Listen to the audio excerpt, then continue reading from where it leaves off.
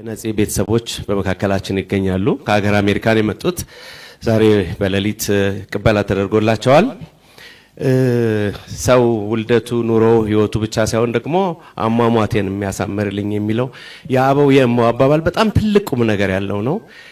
ስለዚህ ነጽን ስንሸኝ አለን ከጎንነን ብለን በክብር ተቀበለናቸዋል። እጅግ በጣም ደስ የሚያሰኝ ነበር። ከቤተሰቡ መካከል የበኩር ልጁ የሆነው መሐሎን ነጻነት ወርቅነህ አጭር ንግግር ያደርግልናል። መሐሎን በእንግሊዝኛ ቋንቋ ነው ጽሁፉን ያዘጋጀው። እንቀበለዋለን። መሐሎን ነጻነት ወርቅነህ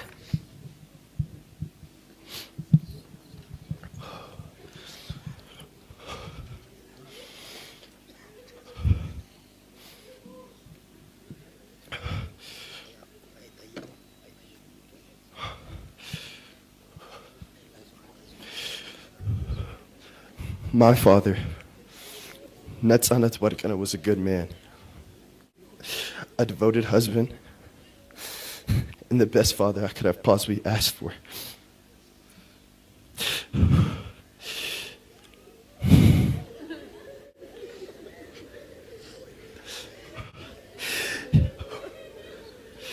He always showed care for the ones he loved and made everyone around him smile. I don't know where I'd be without him. He was everything I could have possibly asked for in a father.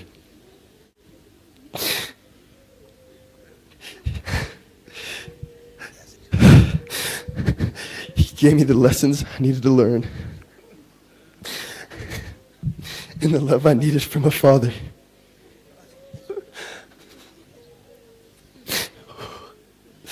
It pains my family and I greatly now that he is gone. But we know deep down that he's in a better place with God. Amen.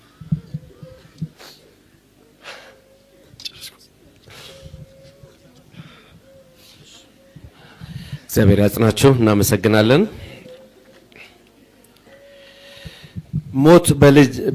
ሞት በምን ድል ይነሳል ሲባል በመውለድ ነጽ ዘሩን ተክቷል። ነጽ ሁሌም በልባችን ይኖራል። እንቀጥላለን።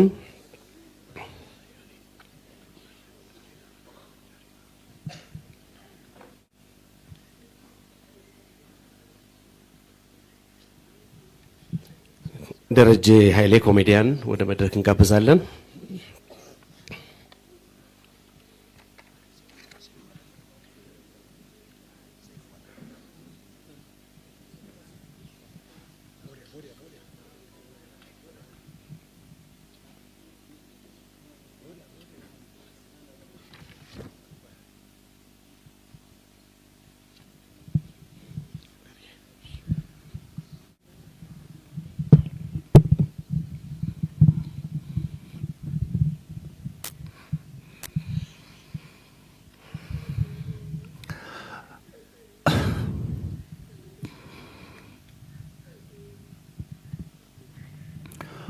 ዓለም በሚገልጸው ቋንቋ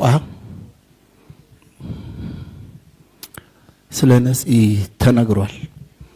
እዚህ ጋር ቃላቶችን ወደፊትና ወደ ኋላ ከማድረግ በዘለለ ስለሱ የተነገሩ ነገሮች ላይ ጨምሮ መናገር ትንሽ በጣም ይካብዳል። ነጽ ሙሉ በኩልህ ነጽ ሙሉ ጊዜ ማጥፋት ነው። ምንም ልል አልችልም። ግን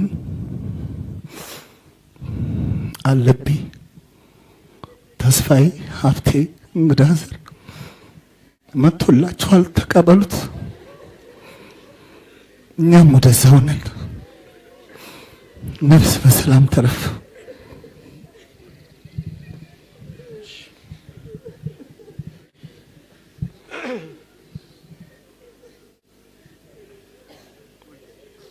እሺ እንቀጥላለን። አቶ ነብዩ ጡመ ልሳን የኢቢኤስ ቴሌቪዥን ኢትዮጵያ ዋና ስራ አስኪያጅ።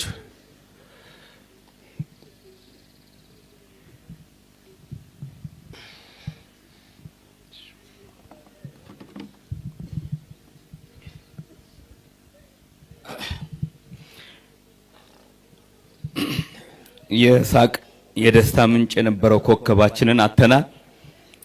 የኢቢኤስ ቴሌቪዥን ብቻ ሳይሆን ለመላው ህዝባችን ይህ ባለብዙ ተሰጥኦ የሆነው ውድ የኢትዮጵያ ልጅን ዛሬ አተናል።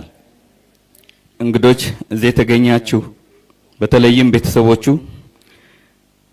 ይህንን ድንገተኛ መርዶ በሐዘን ልብ የተቀበላችሁ የነጻነት ወርቅነህ ውድ ቤተሰቦች፣ ነጻነት ወርቅነህ በኪነ ጥበብ ስራዎቹ ኢትዮጵያውያንን ሲያዝናና በቤተሰብ ጨዋታ ፕሮግራሙ ደግሞ በቤታችን ገብቶ ደስታን ሲያካፍለን የቆየ የጥበብ ሰው ነበር።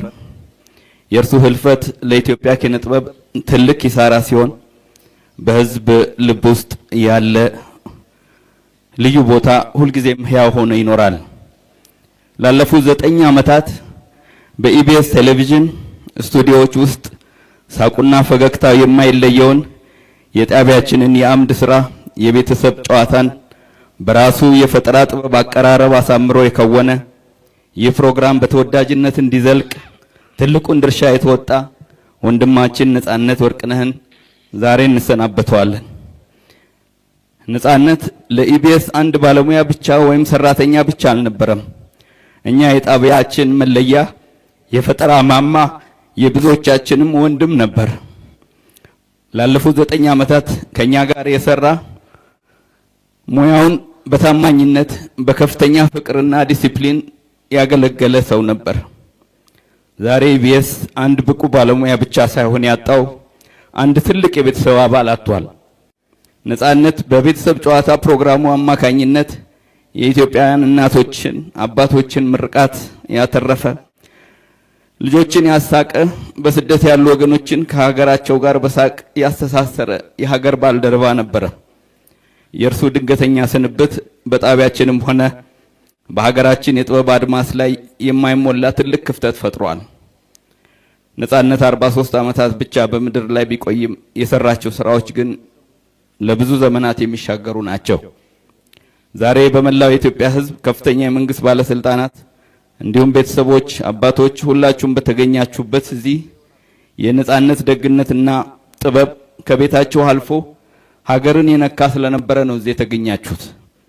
እኛ እንደ ኢቢኤስ ማኔጅመንት እና ሰራተኞች ነጻነት በጣቢያችን የጀመራቸው ስራዎች እና ስሙን ሁልጊዜ በክብር እንዲታወሱ ለማድረግ አደራችንን ተቀብለናል። ለውድ ባለቤቱ ለልጆቹ ፈጣሪ መጽናናት እንዲሰጥልን እየለመንኩ ኢቢኤስ በነጻነት ህልፈት የተሰማንን መሪር ሐዘን በድጋሚ እንገልጻለን። ነጻነት አንተ በፈገግታ ያሳከህን ያህል ፈጣሪ በመንግስተ ሰማያት በፈገግታ ይቀበልህ። ነፍስህን በሰላም ትረፍ።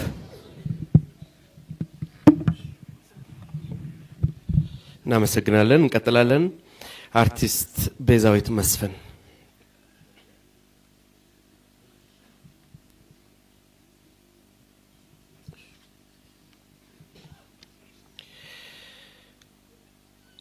ከነጻነት ቁም ነገሮች ትልቁ የጓደኛ መውደዱ ነው። ፍቅር ማጋባቱ ነው። ሳቅም ብቻ አይደለም፣ ወይም የኮሜዲ ስራም ብቻ ሳይሆን ጓደኝነትን፣ የጸና ጓደኝነትን ማጋባቱ ነው። ነጻነትን ስናስብ ብዙዎቻችን እኔን ጨምሮ እጅግ ወዳጁን ካፉ የማይለየውን አስናቀ ንጉሴን ሁሌም እናስታውሳለን። አስናቀ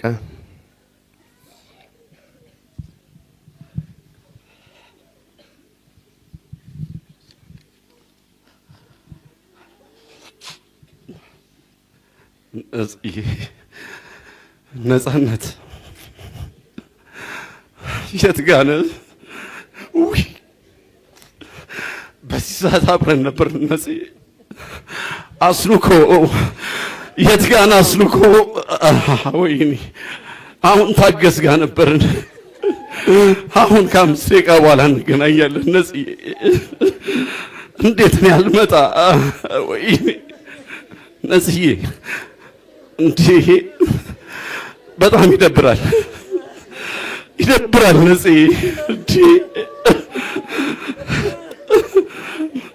ብቻዬን ነው የተውከኝ ነጽዬ።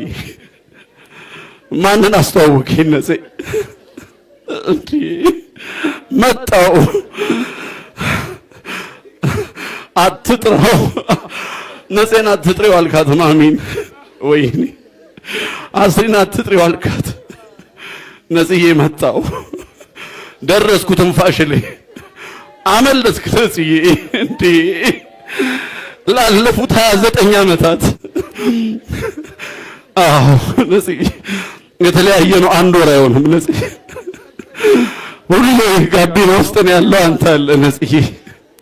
በየቢሮ የምታኮራኝ በገባንበት ቢሮ አኩረት የምታወጣኝ ነጽዬ። አንተን እንደ ቀልድ ነፍስህን ይማር ማለት አልችልም ነጽዬ። አዎ ነጽዬ በጣም ጨከኝ ነጽዬ። ወንድሜ ጓደኛዬ ከንጹህ ዘር ጋር ስትጋቡ ነው የነበርኩ ነጽዬ ነው የነበርኩ። ንጹህ ዘርን ለማን ተውክ? መሐሎንን ለማን ተውክ? ሌላን ለማን ተውክ? ግሬስን ለማን ተውክ? ማሚን ለማን ተውክ? እኛን ለማን ተውክ? ነጽዬ ነጽዬ አንተ ምንም አትሆንም። ንጹህ ቦታ ነህ።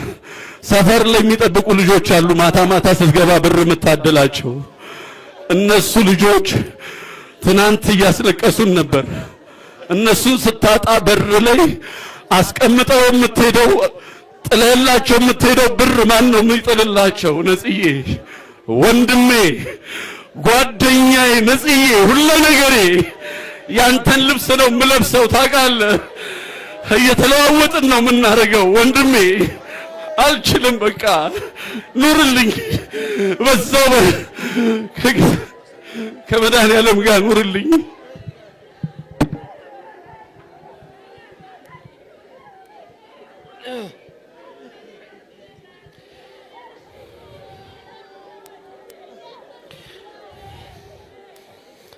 ወንድማችን አስናቀ እግዚአብሔር ያጽናህ። ወንድማችን እግዚአብሔር ያጽናን። በርታ እንበል፣ በርታ እንበል። እግዚአብሔር ያጽናን፣ እንበርታ።